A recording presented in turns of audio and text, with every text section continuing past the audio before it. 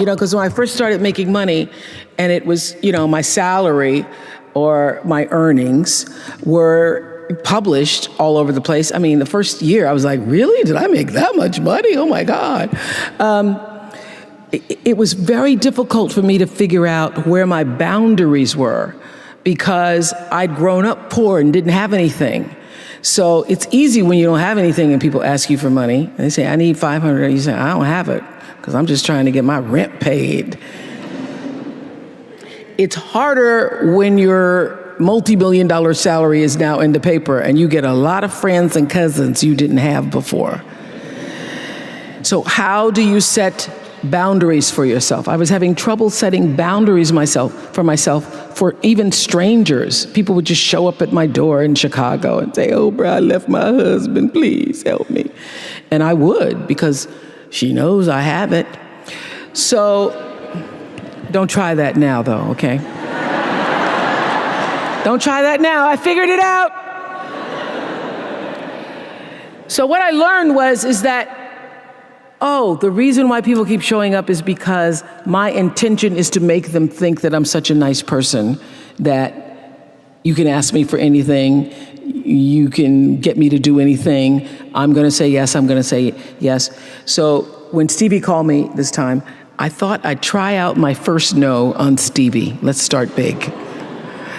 He wanted me to donate some money to a charity, and I didn't want to donate to the charity because I have my own charities and I care about a lot of people, but the problem is when you have money, everybody thinks you just want to give to everything. So every letter I ever get starts with, we know you love the children.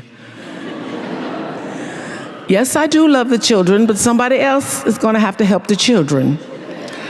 So I said to Stevie, no. And as a person who has that disease to please, I was waiting for him then to say, I will never speak to you again. I will never call you. I will never sing a song for you. And he didn't. He just said, okay. Okay? Okay, it's okay? He said, okay, check you later. And what I learned from that is, many times you will have angst and worry about things and put yourself in a state, like someone said this morning because their phone went off, they were mortified over a phone, I said, really? You will put yourself in a state when the other person really isn't even thinking about you. So learning that I could specifically determine for myself what the boundaries were for me, what I wanted to do, give my money, give my time, give of my service to who I wanted to give it to when I did, that I get to make that decision. And just because you get 100 requests a week doesn't mean you have to try to fulfill all of that. Just because you have all of these demands on your time and on you doesn't mean that you have to say yes. You get to decide because you're the master of your fate. The captain of your soul, as William Ernest Henley said in Invictus. And understanding that really changed the meaning of my life in that I was no longer driven by what other people wanted me to do, but took charge of my own destiny, making choices based upon what do I feel is the next right move for me. Quincy Jones had, I would not even say an important role, I would say the role in my acting career. Quincy Jones discovered me. And it's so interesting to me because when I was working as a television newswoman in Baltimore, and really all I wanted to do was be an actress, but I was doing television, and I felt at the time, well, I can't quit this job because this is what everybody else wants to do. And if I quit this job, what am I going to do? And I was going to a speech coach at the time that the station had sent me to. The broadcasting school, they sent everybody to the same woman. And I was telling her, I really don't want to do this. What I really want to do is act. And she says, my dear, you don't want to act. Because if you wanted to act, you'd be doing it. What you want to be, my dear, is a star. Because if you wanted to act, you'd be waiting tables in New York. And I thought, now why am I going to wait tables if I'm already working in TV? So I said, well, what I think is going to happen is I will be discovered. because I want it so badly. Somebody's going to have to discover me. And she said, you just dream. You dream, you're a dreamer. So when it happened, I called her up. I said, you will not believe this. I got discovered.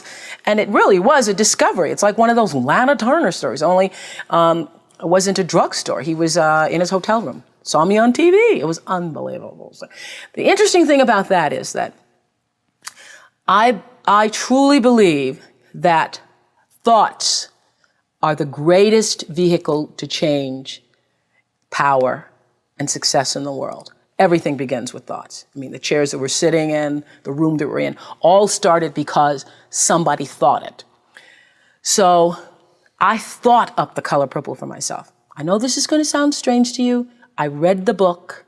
I got so many copies of that book. I passed the book around to everybody I knew. If I was on the bus, I'd pass it out to people. And when I heard that there was going to be a movie, I started talking it up for myself. I didn't know Quincy Jones or Steven Spielberg or how on earth I would get in this movie. I'd never acted in my life, but I felt it so intensely that I had to be a part of that movie. I really do believe I created it for myself. I wanted it more than anything in the world and would have done anything to do it. Anything to do it. Turn your wounds into wisdom. You will be wounded many times in your life. You'll make mistakes. Some people will call them failures. But I have learned that failure is really God's way of saying, excuse me, you're moving in the wrong direction. It's just an experience.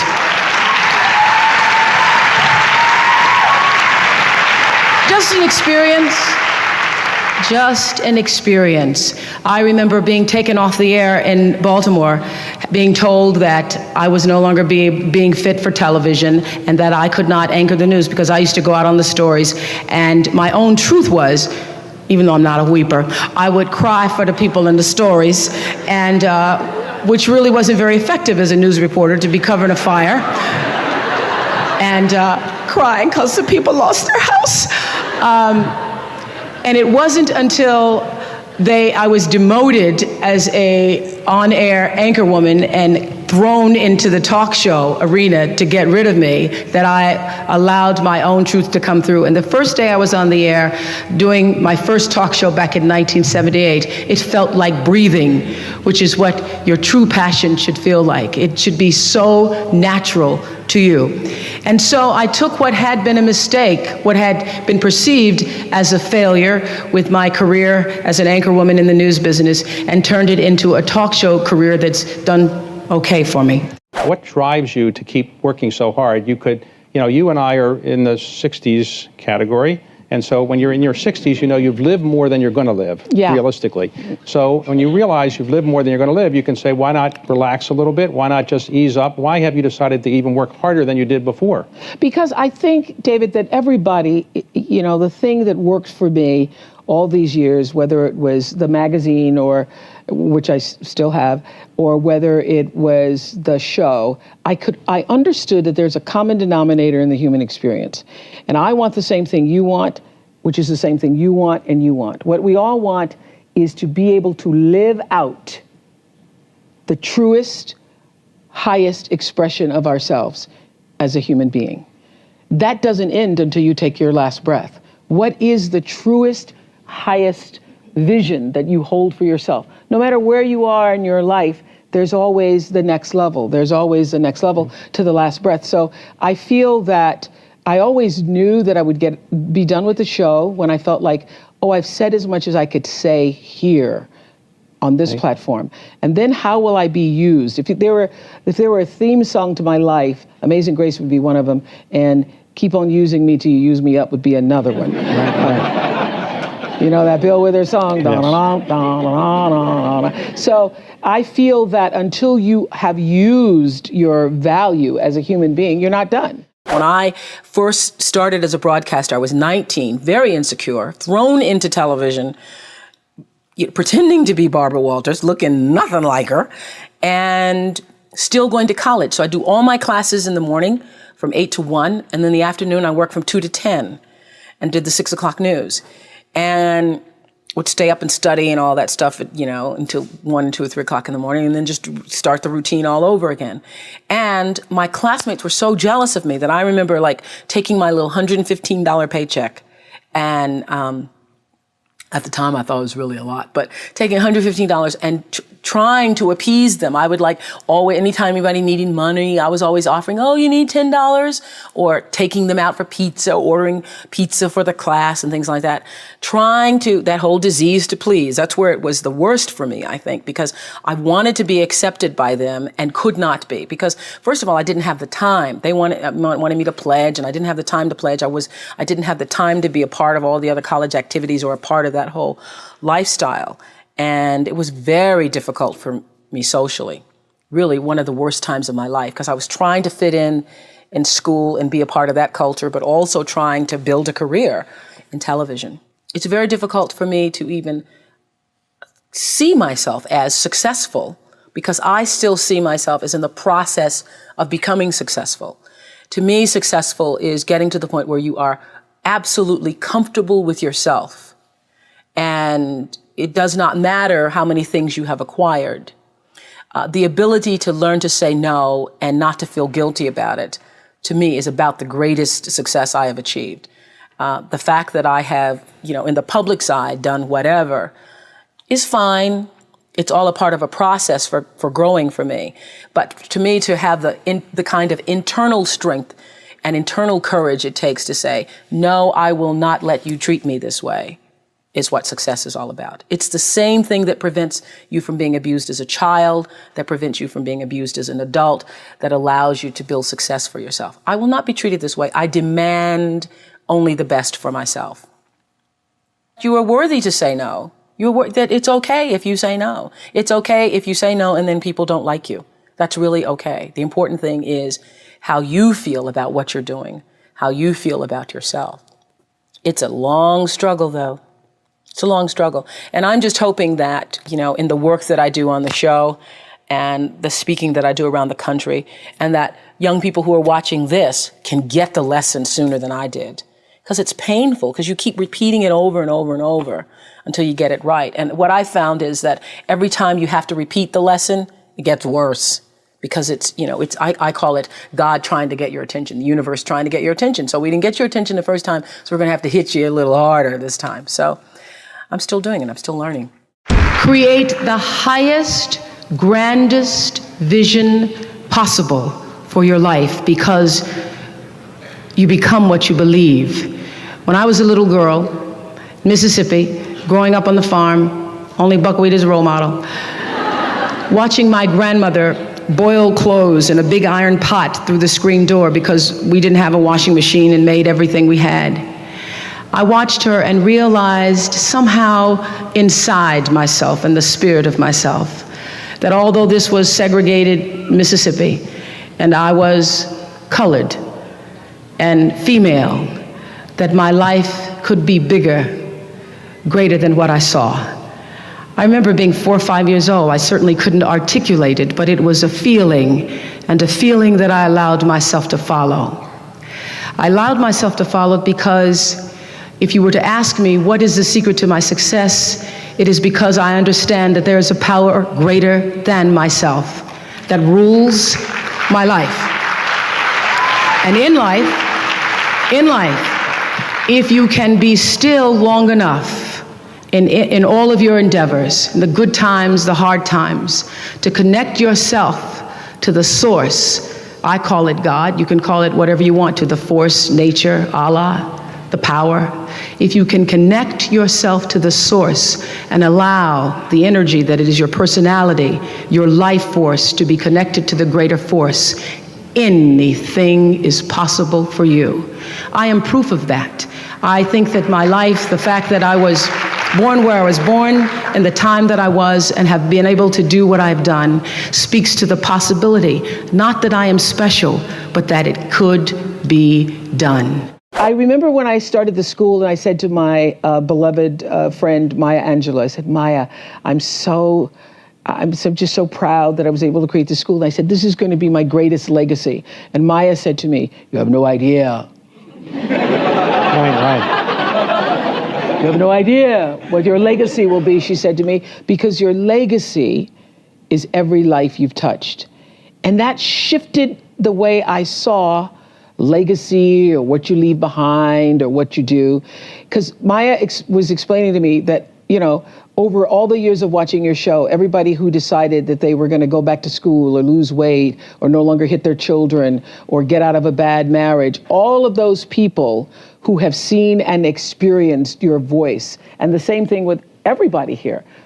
You have no idea what your legacy will be. Your legacy is every life that you've touched. And we like to think of it. I know you have done amazing things with your philanthropy. We like to think that these great philanthropic moments are the ones that leave the impact or will make the huge difference in the world. But it's really what you do every day. It's how you use your life to be a light to somebody else's, and it's how you use your work as an expression of your own art, whatever that is. My intention in creating Masterclass came from the understanding that everybody's story is the same, all stories are connected. And there is nothing that anyone who's living on earth has ever felt or known or experienced on a soul level that hasn't been felt or known or experienced by someone else. One of the most difficult things in life is feeling that you are the only one. You are the only one who's traveled this path, who's felt this way. I had nowhere to go. I was homeless at the time. I lost my family. Next thing I know, I'm in this car for 3 years, man. I'm struggling. Who's experienced such devastation or joy or triumph or victory. So for me, I define a master as someone who has fully stepped in and owned the full progress and trajectory of their life. Persistence pays off. That's lesson one. But hearing stories told from the mouths of people who know how to live, how to course correct, how to keep going, how to never quit, how to rejoice in the good times and have faith in the bad, those people are masters. Anyone who can do that is a master. And their ability to share their stories only helps the trajectory of others who listen. What I learned going to a beauty salon and asking them after the news director had told me that my hair was too thick and my eyes were too far apart and I needed a makeover. And sitting in a beauty salon, in a French beauty salon, allowing them to put a French perm on my black hair and having the perm burn through my cerebral cortex and not being the woman that I am now, so not having the courage to say, this is burning me. And coming out a week later bald and having to go on the air. You learn a lot about yourself when you're black and a woman and bald and trying to be an anchor woman. You learn you're not Diana Ross and that you're not Barbara Walters trying to be. I was at the time. I had a lot of lessons. I remember going on the air many times and not reading my copy ahead of time. And I was on the air one night and ran across the word B-A-R-B-A-D-O-S. That may be Barbados to you, but it was Barbados to me that night. And telling the story as an anchor woman about a vote in Absentia, California. I thought it was located near San Francisco. And one of the worst, this is when I broke out of my Barbara shell, because I'm sitting there crossing my legs, trying to talk like Barbara, be like Barbara. And I was reading a story about someone with a blaze attitude, which if I had gone to Wellesley, I would have known it was blasé. And I started to laugh at myself on the air and broke through my Barbara shell and had decided on that day that laughing was okay, even though Barbara hadn't at that time.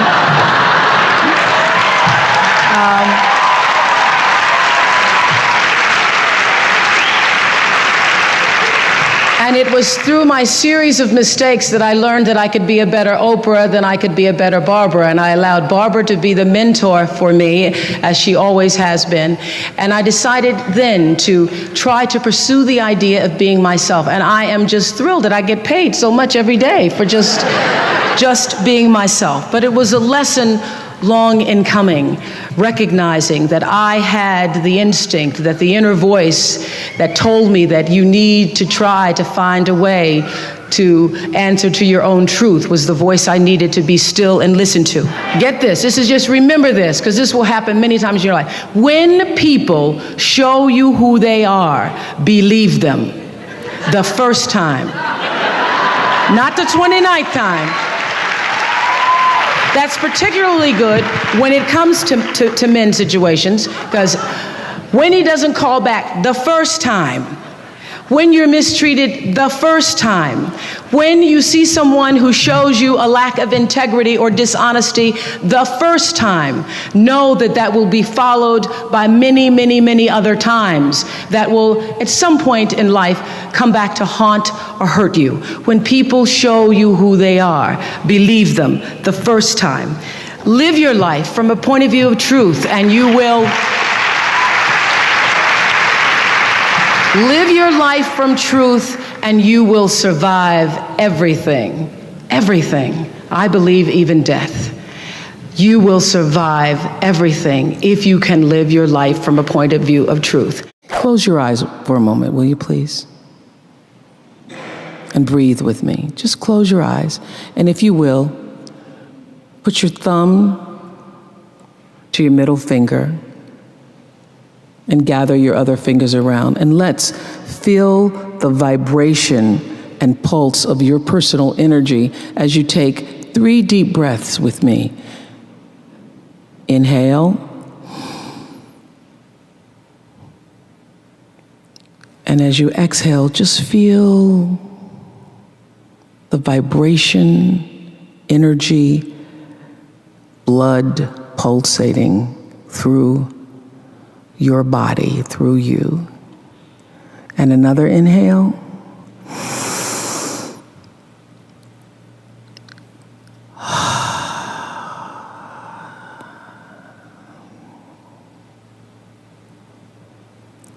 And another inhale.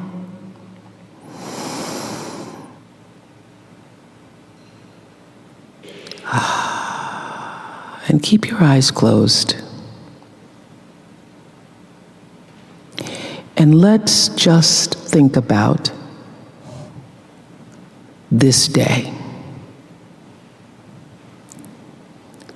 This day that you have been graced to breathe in and out thousands of times. This day where many of those breaths were taken for granted. You just expected the next one to come. But the truth is, there's no guarantee that the next one comes. This day, how you started your day, what your thoughts were this morning, how you've carried yourself through this day, how you've been allowed to have encounters and experiences, some challenging, some more life-enhancing, that pushed you forward another day of being here on the planet Earth as a human being. Let's just think about that. After all you've been through, in this day alone, and the many days and years past, how you got here to this prestigious, esteemed university, the choices you made that have brought you to this day. Open your heart and quietly to yourself say the only prayer that's ever needed. Thank you. Thank you. Thank you. You're still here. And you get another chance this day to do better and be better. Another chance to become more of who you were created and what you were created to fulfill. Thank you.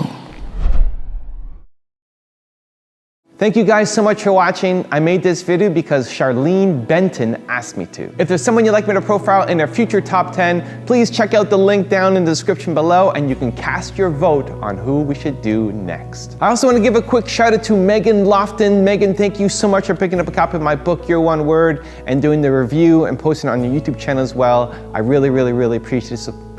I really appreciate the support, and I'm so glad you enjoyed the book. Thank you guys again for watching. I believe in you. I hope you continue to believe in yourself and whatever your one word is. Much love. I'll see you soon.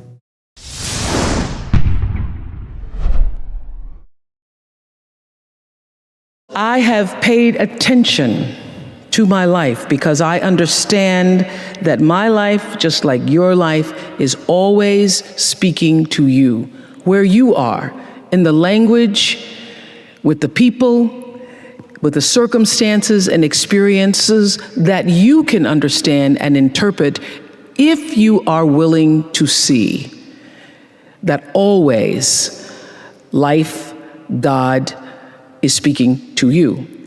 Now, it took me a while to actually really get this and to understand it, but once I did, I started paying attention to everything.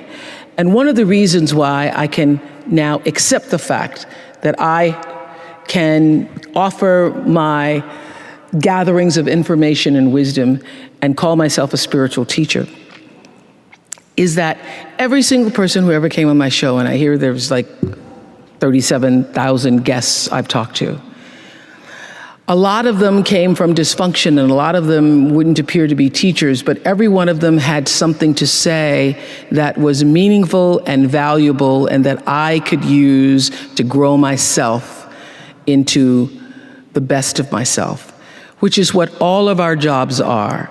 Your number one job is to become more of yourself and to grow yourself into the best of yourself.